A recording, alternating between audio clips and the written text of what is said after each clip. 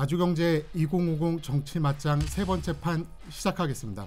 1, 2회 연속해서 나오신 임병식 서울시립대 초빙 교수님. 반갑습니다. 노잼 임병식입니다. 그리고 왼쪽에는 여러분들께서 깜짝 놀라실 것 같은데 얼마 전까지 더불어민주당 임 역할을 하셨던 이경 더불어민주당 상근 부대변인께서 나오셨습니다. 마음은 20대, 생물학적으로는 몇 주 전까지 30대였던 이경입니다. 반갑습니다. 이경 부대변인께서 나오신다고 확정이 됐을 때 네. 제 마음속에는 딱 한 문장이 떠올랐어요. 진짜가 나타났다. 그동안 그 임 교수님께서 20대 애들의 그 도전을 굉장히 가소롭다고 하셨는데 네네. 오늘 프로 대 프로의 만남이어서 제가 초반부터 더 긴장이 되고 그리고 많은 기대를 하고 있습니다. 프로 대 세미 프로이고 싶은 저런 네. 사람이 더 무서워. 무섭죠. 조근조근. 네. 오늘 주제는 그 4월 재보선입니다. 흔히들 내년 4월 재보선을 대선 전초전, 그 대선 예비고사 뭐 그렇게 부르고 있잖아요. 초반부터 돌직구 한번 날리겠습니다. 누가 이길 것 같으세요? 서울은 민주당, 부산은 국민의힘.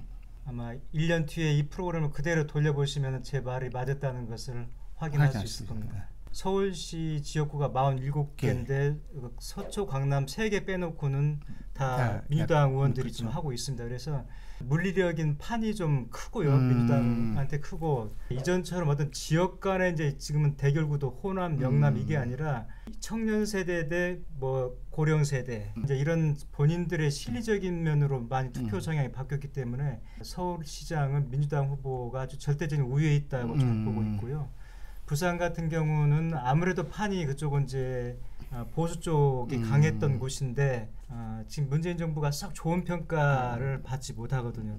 여당 책임론을 많이 불고 늘어질 것이다. 이렇게 볼 때 부산 같은 경우는 여당한테 굉장히 불리한 것으로 저는 보고 있습니다. 돌직구를 살짝 잘 프로처럼 빠져나가셨는데 1승 1패면 여당의 승리 기준점이 될 수 있나요? 실패하기도 했고 선방했다고 보는 건데 실패라는 건 어느 쪽에서 보냐면은 민주당 시장이 하고 있던 곳이잖아요. 네. 어쨌든 뺏긴 거니까 그건 이제 실패를 한 거고 선방했다는 얘기는 대선의 바로미터가 될 수 있는 게 아주 시금석이 서울시장인데 요걸 잡아놓음으로써 다음 대선에도 유리한 발판을 마련했다는 점에서 선방했다고 이렇게 좀 해석을 하고 있습니다. 우선 서울은 민주당이 우세에 있다라는 부분에 대해서는 저도 같은 생각입니다. 다만 지금 뭐 미스트롯 경선 방식이라고 하나요? 12월 초부터 그게 된다면은 3월 중순 초순까지는 아마 그렇게 되면 인기몰을 좀 하지 않을까. 숨은 인기쟁이가 좀 나오지 않을까. 그 부분에서 조금 저도 부산은 지금 조금 봐야 될 것 같아요. 이번에 민주당이 정말 어렵냐? 저는 그렇게 생각하지 않아요. 부산은 항상 어려웠다. 부산은 8대인데 민주당 후보가 된 것이 처음이란 말이에요. 1대부터 7대까지는 뭐 한국 자유한국당에서 새누리당 그렇죠. 뭐 계속 이렇게 한나라당 이렇게 다 됐단 말이에요. 민주당내 강세는 두 분 정도가 거론이 되고 있는데 그 두 분의 인지도라는 부분이 저는 조금 기대를 걸어봐도 될 만하지 않겠냐.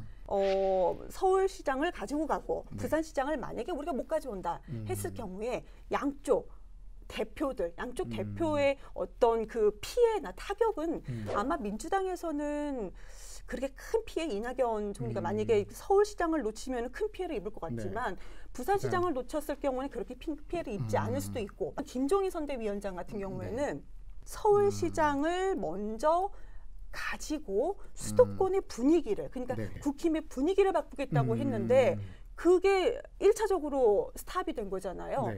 그러면은 김종인 비대위원장의 입김이 조금 흔들리고 힘을 잃지 않을까라고 생각을 합니다. 여야 후보군을 좀 살펴봐야 될 텐데 여권에서 서울시장 거론되는 인사는 누가 있을까요? 추미애 지금 장관도 본인 뜻이 있는 것 같고요. 또 이번 개각 대상에 포함될 박영선. 또 남자 후보 같은 경우는 우상호. 뭐 그런 정도가 일단 뭐 크게 보여지고요. 국민의힘 야당 같은 경우는 윤희숙 얼마 전 그 국회 그렇죠. 본회의장에서 나는 이차인이다. 예, 질문을 통해서 아주 화제가 됐던 분인데 그분이 서점에 가면 책도 있더라고요. 정책의 배반이라고. 굉장히 깊이가 있습니다. 그냥 단순한 초선 의원으로 우리가 보면 안 되고. 정책의 배신 아닌가요? 저희 집에도 정책의 배신. 책은 괜찮다. 내용은 별로였다. 저는 이렇게 얘기하고 싶어요. 저희 아들이 그걸 보고 있길래 제가 그걸 뺏어갖고 제 책 서랍 안쪽으로 넣어버렸어요. 그건 보면 안 돼. 이거는 문재인 정부에 대해서 계속 비판만 하는 거니까. 저는 개인적으로는 여성 광역단체장이 한 분도 안 나왔기 때문에 여든 야든 물론 이게 서울시여서 좀 그런데 여성이 좀 나왔으면 좋겠다 개인적으로는. 그런데 지금 우선 야당 먼저 얘기를 하자면은 안철수 얘기가 많이 나와요. 그런데 안철수 국당대표가 지난 지선 때 나왔을 때 2위가 아니고 3위였어요. 그리고 또 김종인 비대위원장이 안철수 대표를 평가했을 때 그렇게 좋게 평가하지 않았어요. 합법은 좋게 얘기했으나 그 내용으로서 봤을 때는 너무 무시하는 듯하게. 그래서 이미 김종인 위원장하고는 돌아섰다. 여성 후보 이제 민주당 쪽 여성 후보는 뭐 박영선 장관, 추미애 장관, 유은혜 장관까지도 거론되고 있습니다. 추미애 장관 같은 경우는 당연히 출마 의사를 강력하게 얘기하셨던 걸로 그렇게 간접적으로는 들었는데 4월부터 지금까지 그 아들 얘기가 계속 나오고 있지 않아요? 보수 방송에서도 지금 2달 넘게 매일매일 그 꼭지를 해요. 그래서 보수 패널로 나오신 분들도 추미애 그만했으면 좋겠다 할 정도로 너무나도 지겹게 하고 있는데 이게 또 자식 문제에 대해서 그런 프레임에도 또 갇히지 않을까라는 생각이 또 가지고 있어요. 그래서 저는 박영선 장관이 좀 더 가장 지금까지 조용히 계셨잖아요. 가장 낫지 않을까 개인적으로는 그렇게 생각하고. 그런데 이게 왜 또 여성만 나와야 됩니까? 우상우 국회의원 같은 경우도 뭐 지금 그렇죠. 많이 얘기를 했었고 그 전에 당연히 나올 사람으로 얘기가 되어 있었고 그 외에 박주민 의원도 얘기가 나오고 있지만 지난 최고위원 이제 당대표 선거 나갔을 때 이거 서울시장 선거 나가려고 준비하는 것이 아니냐. 근데 정확히 얘기했거든요. 그거 아니라고. 재선 의원이 당대표 선거 나가면서 아니에요 했다가 아무리 정치는 생물이고 움직인다 하더라도 이렇게 말을 바꾸고 나가는 거는 본인이 장차 정치를 계속할 때 좀 리스크가 있지 않을까. 당내 리스크죠. 있지 않을까라고 생각을 합니다. 안철수 후보를 잠깐만 말씀을 한번 저도 드려야 될 것 같은데 본인이 그동안에 정치에 들어와가지고 걸어온 이력이라든지 행보를 볼 때 정말 저 사람이 정치를 할 수 있는 사람인가 하는데 퀘스천 마크가 좀 있거든요. 뭔가 강단 있게 보여주지도 못했고 그렇다 해서 어떤 정책 노선이 분명하거나 뚜렷한 것도 아니고 현실적으로 이분이 후보가 될 수 있을지는 굉장히 좀 물음표가 좀 있습니다. 여권으로서는 안철수가 나오면 좋은 건가요? 뭐 제가 말씀한 연장선상에서 보면은 좋다고 봐야 되겠죠. 서울시장하고 대선을 출마했다는 그런 인지도는 좀 가지고 있는 거죠. 근데 그 인지도라는 게 실은 거품인 경우가 많이 있거든요. 많이 안다 그래서 많이 지지하는 건 아니거든. 부산시장 얘기를 또 안 할 수 없는데 최대관 신사는 무대 등판론이잖아요. 그렇죠. 김무성 전 의원이 등판하느냐 안 하느냐에 따라서 판이 좌지우지 될 것 같은데 저는 굉장히 현실적으로도 보는 게 김무성 의원 같은 경우는 6선을 했었고 또 당대표도 했기 때문에 본인의 지지 기반이 굉장히 당내 지지 기반이 아주 단단하고 또 인지도 면에서도 어떤 후보보다도 뛰어난 거죠. 김종인 위원장 같은 경우도 물론 비대위원장이긴 합니다만 본인이 어쨌든 당을 새로 만들어서 어떤 의미 있는 성과를 내야 되는데 그 승부처가 부산시장보다는 서울시장이란 말이죠. 그러면 거기에 마음 놓고 주력할 수 있도록 하는 후보 중에 하나가 저는 김무성 전 의원이라는 점에서 굉장히 그 배제하기 어려운 카드다. 그런데 여론조사에는 아마 그쪽 이게 부산 쪽 여론조사 그 언론사에서 하는 여론조사에서는 김무성이 그렇게 위에 있는 건 아닌 것 같아요.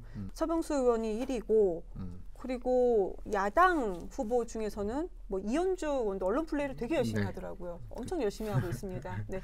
근데 저는 개인적으로 박형준 교수가 방송 패널로 나왔을 때 얘기를 들어보면은 되게 괜찮았어요.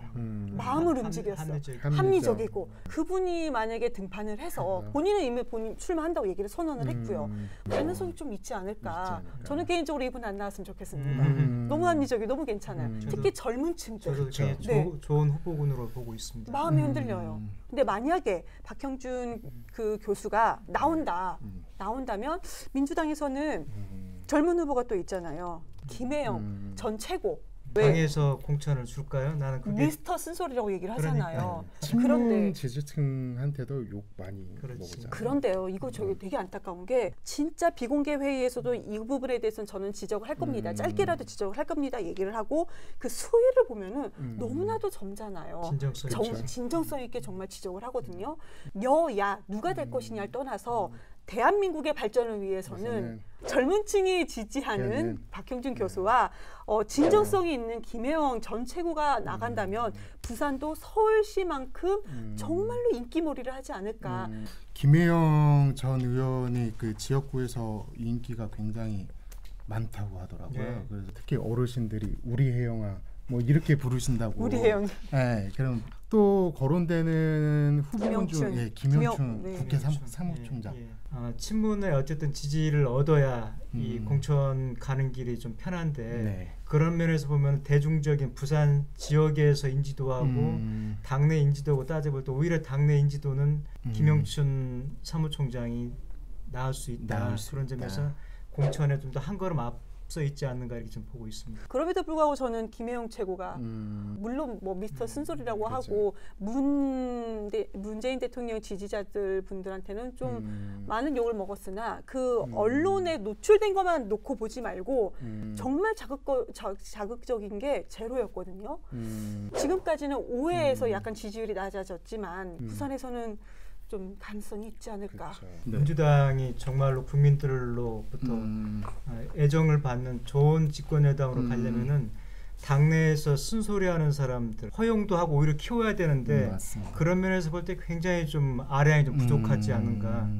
김혜영 전 최고라든지 금태섭, 조홍천 또 하나 있죠 박용진 의원. 이게 약간 거슬리고 듣기 싫어도 이 민주당이라는 이런 큰 조직체가 움직이는데 당연히 다양한 의견이 나와야 되는 거고 그런 정치인들이 정당의 평가를 받고 계속해서 성장해서 국가를 경영하는 일도 좀 맡아보고 그랬을 때 대한민국의 품격도 국격도 올라가고요. 저도 그런 식의 칼럼도 여러 차례 썼는데 이게 속위에 경이 끼더라고요. 안 받아들여져.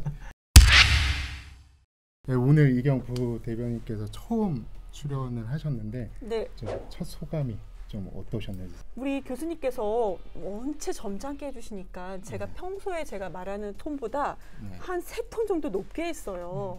네, 이게 좀 껄끄럽고 이상하게 나가지 않기를 바라는 마음입니다. 제 개인적으로는 제가 아끼고 또 이런 자리에서 이렇게 대화를 나눠서 개인적으로 좀 설레이기도 했고요. 다음 주 대화가 또 기대가 되고 있습니다. 다음 주에도 나오실 거죠? 불러주시면 나와요. 3세판은 해야죠. 3판만요? 생각 좀 해보겠습니다. 3판만. 그 구독 좋아요?